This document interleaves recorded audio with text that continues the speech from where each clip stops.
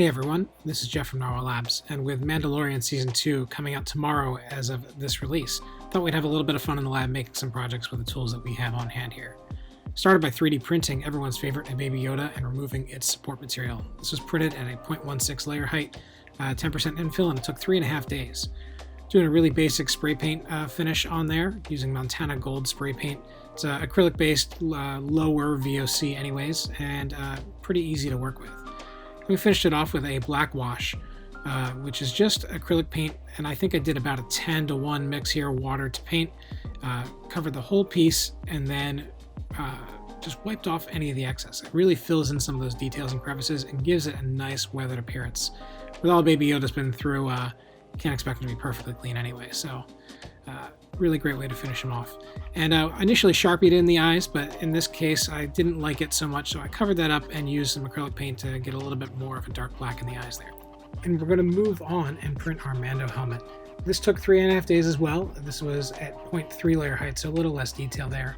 Printed upside down to limit the amount of support material we needed, but it did leave behind some problems. We were able to clean those up with a Dremel pretty well, so not a big deal. We were able to save our very long print.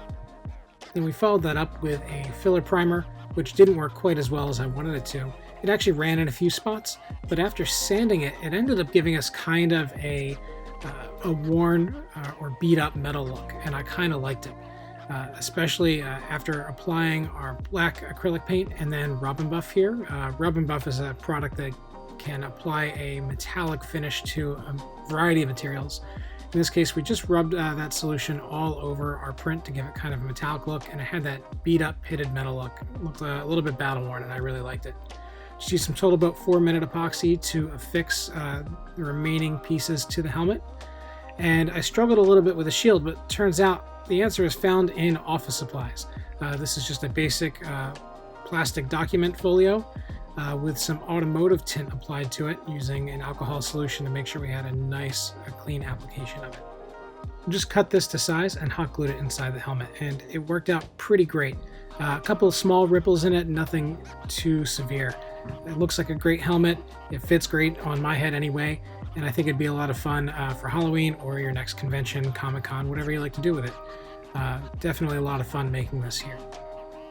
In the description below, you'll find links to the Thingiverse files I used to make the Mandalorian Helmet and Baby Yoda, so you can print your own. Of course, I invite you to be a member of Narwhal Labs. We're now open to the public by appointment only. Just go to narwhallabs.com and sign up for a membership, and you can come into our makerspace here in Bristol, Rhode Island, where we'll get you started making your own costumes and props for Halloween or any occasion. Thanks so much for watching. We'll catch you in the next video. Bye.